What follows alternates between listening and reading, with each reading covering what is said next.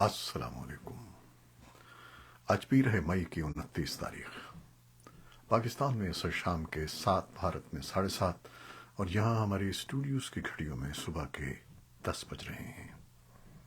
Voice of America Washington کی Urdu service سے میں ہوں خالد حمید، خبروں کے ایک بلیٹن کے ساتھ۔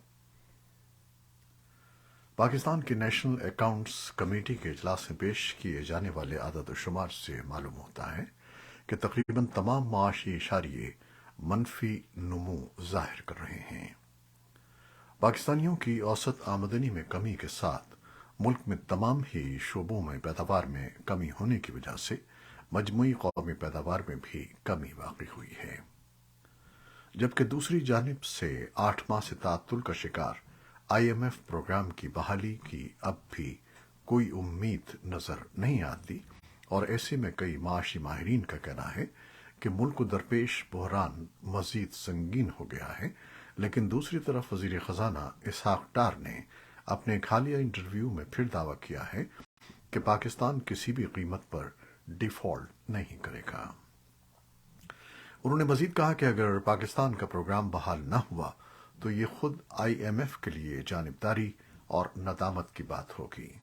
اس تناظر میں حکومت آئندہ ہفتے اگلے مالی سال کا بجٹ پیش کرنے جا رہی ہے، تاہم تجزیہ کار اور تجربہ کار اقتصادی ماہرین کا خیال ہے کہ حکومت بحران کو مسلسل نظر انداز کر رہی ہے۔ Supreme Court review of judgments and order act 2023 قانون بن گیا ہے۔ قانونی ماہرین کے مطابق اس قانون کے بننے کے بعد سابق وزیر اعظم نواز شریف اور جہانگیر ترین اپنے کیسز میں نظر ثانی اپیل دائر کر سکیں گے۔ رپورٹس کے مطابق سپریم کورٹ ماضی میں جو فیصلے سنا چکی ہے اس پر نظر ثانی کی اپیل دائر کی جا سکے گی اور اسے سپریم کورٹ کا لارجر بینچ سنے گا۔ پارلیمان نے گزشتہ ماہ اس بل کی منظوری دی تھی جسے صدر مملکت کو ارسال کیا گیا تھا، جنہوں نے جمعے کو اس پر دستخط کر کے اس کی منظوری دے دی تھی۔ پنجاب کی جیلوں میں خواتین قیدیوں پر مبینہ تشدد کی اطلاعات کے بعد نگراں صوبائی حکومت نے تحقیقات کے لیے کمیٹی بنا دی ہے۔ نگراں وزیر اعلیٰ محسن نقوی نے الزامات کی تحقیقات کے لیے 2 رکنی کمیٹی قائم کرنے کا اعلان کیا ہے۔ تحریک انصاف کی جانب سے الزامات عائد کیے گئے تھے کہ خواتین کے ساتھ جیلوں میں تشدد کے واقعات رونما ہوئے ہیں۔ طالبان حکومت کی وزارت خارجہ نے اعلان کیا ہے کہ وزارت کے قونصلر سیکشن اور کابل میں پاکستانی سفارت خانے کے درمیان ایک مشترکہ کمیٹی قائم کی جائے گی تاکہ دونوں ممالک کے درمیان شہریوں کی نقل و حرکت کو آسان بنایا جا سکے۔ طالبان کے دفتر خارجہ نے کہا کہ افغان وزیر خارجہ نے افغان شہریوں کی نقل و حرکت میں سہولت فراہم کرنے پر زور دیا تھا، جس کے نتیجے میں پاکستان کے سفارت خانے اور M O F A directorate of consular کے درمیان ایک مشترکہ کمیٹی کے قیام پر اتفاق ہوا تھا۔ ہیومن رائٹس واچ کی ایک اہلکار حیدر بار نے طالبان کی جانب سے امدادی ایجنسیوں میں خواتین کو اپنے کام پر واپس جانے کی اجازت دینے کے وعدے پر شک کا اظہار کیا ہے۔ انہوں نے ایک ٹویٹ میں کہا کہ طالبان کے وعدوں کا کوئی اعتبار نہیں ہے۔ وہ 1.5 سال سے یہ وعدے کر رہے ہیں کہ وہ لڑکیوں کو واپس اسکول جانے دیں گے، لیکن اس پر عمل کے کوئی آثار نظر نہیں آتے۔ نارویجین ریفیوجی کونسل کے سیکرٹری جنرل جان ایگلینڈ نے قندھار اور کابل میں طالبان حکام سے ملاقات کے بعد کہا ہے کہ طالبان افغانستان میں غیر سرکاری تنظیموں میں خواتین عملے کی واپسی کا عبوری حل تلاش کر رہے ہیں۔ بھارتی وزیر اعظم نریندر مودی نے اتوار کو نئی دہلی میں پارلیمنٹ کی نئی عمارت کا افتتاح کر دیا ہے۔ اس سلسلے میں ہندو مذہب کے مطابق تقریب کا اہتمام کیا گیا جو کئی گھنٹے تک جاری رہی۔ اس سلسلے میں متعدد تنازعات بھی پیدا ہوئے۔ کانگریس سمیت حزب اختلاف کی 20 جماعتوں نے تقریب کا بائیکاٹ کیا۔ ان کا استدلال تھا کہ صدر ملک کے آئینی سربراہیں اور پارلیمنٹ کی تکمیل صدر راجیہ سبھا اور لوک سبھا کے ساتھ ہوتی ہے، لہذا نئی پارلیمنٹ کا افتتاح صدر مورمو کے ہاتھ ہونا چاہیے تھا، نہ کہ وزیر اعظم کے ہاتھوں۔ सियासतदानों और तज्जियाकारों की जानिब से कई हवालों से हुकूमत पर तनकीद की जा रही है।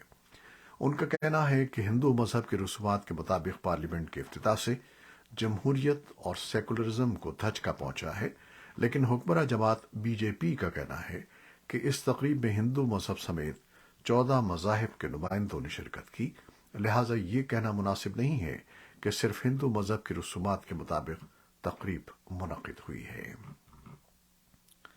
भारत के वजीर दाखिला अमित शाह के नस्ली फसादात की शिकार रियासत मणिपुर के दौरे से कबल झड़पों में मजीद 5 अफराद हलाक हो गए हैं, जिसके बाद रियासत में शोरिश के दौरान अमवात की तादाद 80 हो गई है। कबल अजीम रियासत के वजीर आला बैरन सिंह ने एक बयान दिया था कि सिक्योरिटी फोर्सेस ने कुछ दिन में मुख्तलिफ कार्रवाइयों में 40 दहशतगर्दों को हलाक किया है। मणिपुर में रवा माह नस्ली तशद्दुद के फूटने के बाद कशीदगी उरूज पर है, जिसमें कई दर्जन अफराद हलाक और हजारों बेघर हो चुके हैं। अमेरिका के डेमोक्रेटिक सदर जो बाइडन और हिज़्ब इख्तिलाफ की रिपब्लिकन पार्टी के कांग्रेस में रहनुमा केविन मैकार्थी ने एक आर्जी मुआहदे पर इत्तेफाक किया है, जिसके तहत विफाकी हुकूमत के 314 खरब डॉलर के कर्ज लेने की हद को बढ़ाया जाएगा। तवील मुज़ाकरात के बाद होने वाले मुआहदे से महीनों से जारी तातुल का खात्मा हुआ है, जिसके बाइस अमरीका के वाजिबुल अदा कर्जों पर डिफॉल्ट होने के खदशात जाहिर किए जा रहे थे। तुर्किया में सदारती इंतखाबात के दूसरे और हत्तमी मरहले में सदर रजब तैयब अर्दवान ने कामयाबी हासिल कर ली है, जो उनके इख्तिदार की तीसरी दहाई का आगाज है।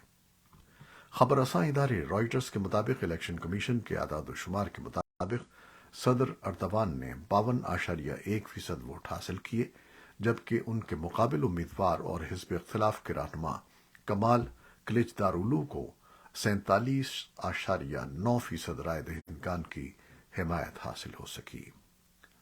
कमाल क्लिचदारोग्लू ने इन इंतखाबात को गैर मुनसिफाना इलेक्शन करार दिया, ताहम इंतखाबी नताइज से इख्तिलाफ नहीं किया। उनकी तरफ से एक बयान जारी किया गया, जिसमें उन्होंने इंतखाबात में शिकस्त तस्लीम करते हुए अपने कौमी इत्तेहाद की जमहूरियत के लिए जदोजहद जारी रखने का अज़्म जाहिर किया। यूक्रेनी हुकाम ने इत्तला दी है कि दारुल-हुकूमत कीव पर 2 रातों के शदीद फज़ाई हमलों के बाद रूस ने पीर को ताज़ा तरीन हमले किए हैं।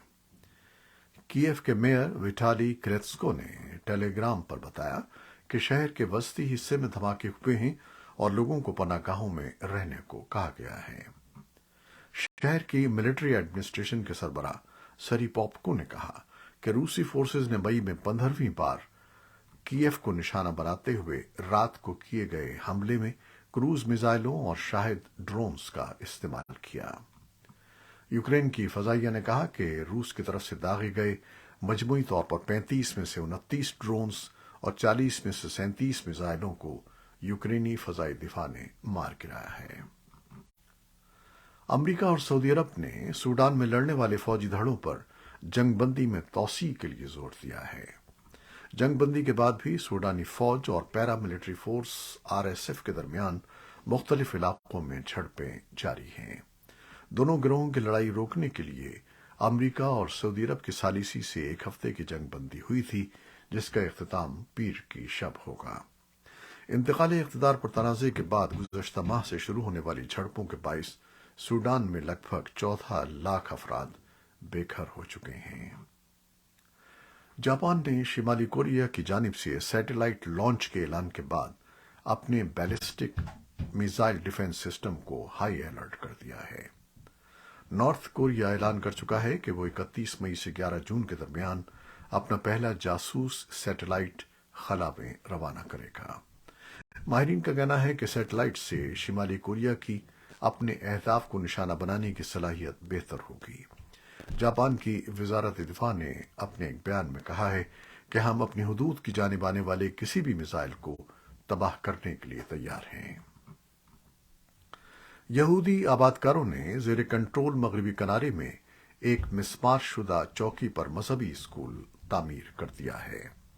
ये ऐलान इसराइल की इंतहाई दाएं बाजू की हुकूमत की जानिब से सन 2005 के ایک ایکٹ کو منسوخ کرنے کے بعد پیر کے روز سامنے آیا ہے۔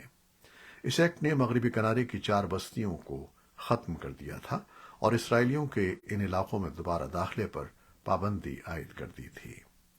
ہومش ان میں سے وہ چوکی ہے جہاں اتوار کی رات مدرسہ بنایا گیا تھا۔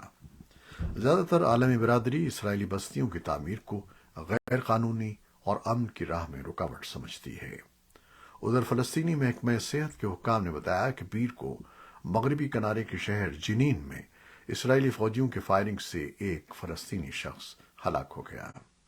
اسرائیلی فوج نے کہا کہ گرفتاری کے لیے مارے گئے ایک چھاپے کے دوران اسرائیلی فورسز گولہ باری کی زد میں آ گئیں اور جوابی فائرنگ میں فلسطینی ہلاک ہو گیا۔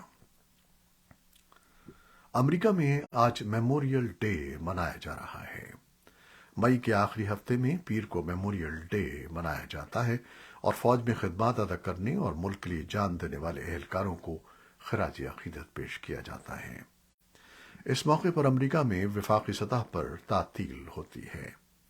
صدر جو بائیڈن آج آرلنگٹن نیشنل قبرستان جائیں گے جہاں تقریباً 4 لاکھ افراد سابق فوجی اور ان کے اہل انحصار دفن ہیں۔ وہ نامعلوم فوجی کے مقبرے پر پھولوں کی چادر چڑھائیں گے اور خطاب کریں گے۔ آج کے دن ملک کے تجارتی مراکز پر خصوصی رعایتی سیل بھی لگائی جاتی ہے اور موٹر سائیکل سوار ریلی نکالتے ہیں۔ یہ تھیں وہ خبریں جو فیس بک لائیو پر ہم نے آپ کے لیے پیش کی۔ ہماری ویب سائٹ، یوٹیوب اور پوڈ کاسٹ پر یہ بلیٹن آپ کے لیے پوسٹ کر دیا جاتا ہے۔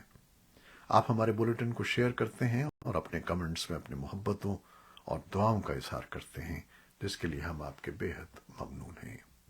اپنی ان دعاؤں اور محبتوں کو جاری رکھیے گا۔ نیوز ایڈیٹر بہجت جیلانی کے ساتھ خالد حمید کو آپ اجازت دیجیے گا۔ اللہ حافظ۔